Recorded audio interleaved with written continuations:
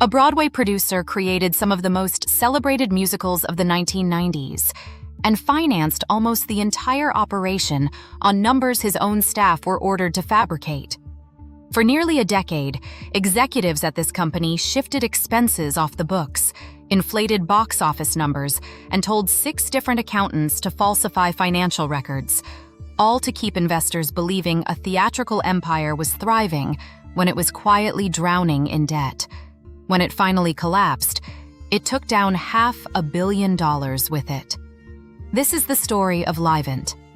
Livent was the creation of Garth Drabinsky, a Canadian entertainment mogul who, alongside business partner Myron Gottlieb, built the company into North America's largest live theatrical producer by the mid-1990s. Livent wasn't a shell company or a paper enterprise. It produced genuinely acclaimed, Tony Award-winning Broadway and touring productions, including Showboat, Kiss of the Spider-Woman, Fosse, and a lavish new staging of Ragtime that opened Livent's own custom-built theater on 42nd Street.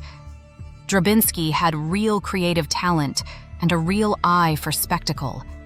What he didn't have was a business that could actually support the scale of ambition he was selling to investors.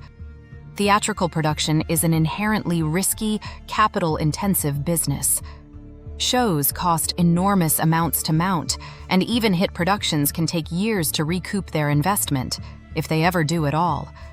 Livent was pouring money into elaborate sets, star-studded casts, and its own theater real estate, and the honest financial picture, according to later investigations, showed a company that was consistently losing money. Rather than report that reality to investors and lenders, Drabinsky and Gottlieb chose to manufacture a healthier picture instead. The fraud took several forms, all aimed at the same goal, making Livent's costs look smaller and its revenues look bigger than they actually were. Investigators later found that Livent systematically moved expenses off its income statement and buried them instead as capitalized assets on the balance sheet, treating money that had been spent and gone as though it were still a valuable ongoing investment. Show-related costs that should have hit the books as losses in the year they were incurred were instead spread out, hidden, or shifted onto the ledgers of other productions entirely, making struggling shows look far more profitable than they were. According to the SEC's later civil complaint, Livent's own accounting staff were directly instructed to falsify records to support this fiction.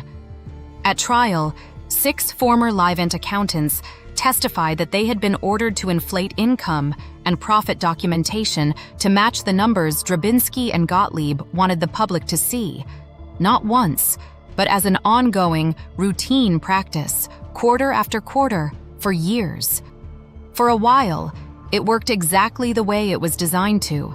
Livent raised roughly $500 million from investors and lenders in Canada and the United States, going public in 1993 and continuing to raise capital for years afterward on the strength of financial statements that, according to the SEC, contained material misstatements in every single quarterly filing following its IPO. The unraveling began in 1998, when new investors brought in as part of a corporate restructuring discovered irregularities in Livent's books during a routine review and alerted authorities. Once outside eyes actually got a real look at the accounting, the scale of the deception became impossible to hide.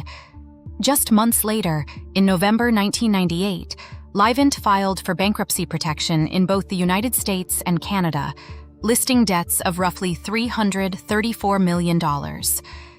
Securities regulators in both countries opened formal investigations almost immediately.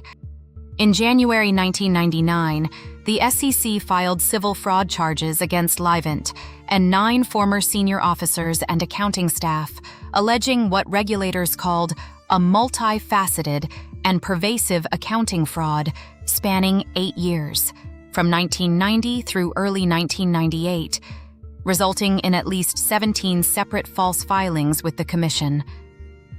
On the same day, U.S. federal prosecutors in Manhattan indicted Drabinsky and Gottlieb on 16 felony securities counts each. Several lower-level executives pleaded guilty almost immediately and cooperated with investigators. Drabinsky and Gottlieb, however, remained in Canada and avoided traveling to the United States for years, effectively staying beyond the reach of the American charges against them. But Canadian authorities pursued their own separate case. In October 2002, following a lengthy joint investigation, Canadian police charged Drabinsky, Gottlieb, and 2 other former Livent executives with fraud affecting the public market. The Canadian criminal trial took years to reach a verdict. Finally, on March 25, 2009, more than a decade after Livent's collapse, an Ontario Superior Court judge found Drabinsky and Gottlieb guilty of fraud and forgery. The judge's ruling was blunt. The 2 men had, in her words, systematically manipulated the company's books, inflating profits and depressing costs to make Livent's financial situation look far healthier than it actually was. She noted that their creative achievements on stage had genuinely been spectacular, but that spectacle had been built on a foundation of falsified numbers. Drabinsky was initially sentenced to 7 years in prison, later reduced to 5 on appeal. Gottlieb received a 6-year sentence, reduced to 4. Both men eventually served portions of their sentences before being granted day parole. Livent itself never recovered.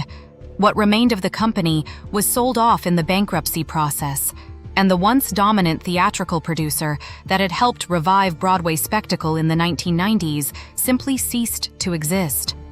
What makes Livent worth studying, separate from the more familiar Wall Street and tech frauds in this series, is just how ordinary the underlying dishonesty was, dressed up in an extraordinarily glamorous industry.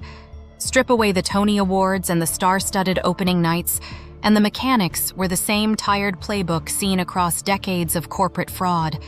Hide the losses, inflate the profits, and keep the investors' money flowing for as long as the illusion could hold. The curtain came down on Livent's real financial picture eventually. It just took a decade of legal proceedings before the final verdict matched the truth investors never got to see. Everything I use to make videos like this, scripts, tools, more stories, linloopsoftware.com. Tomorrow, the bank that hid its losses in a fake reinsurance company for 30 years.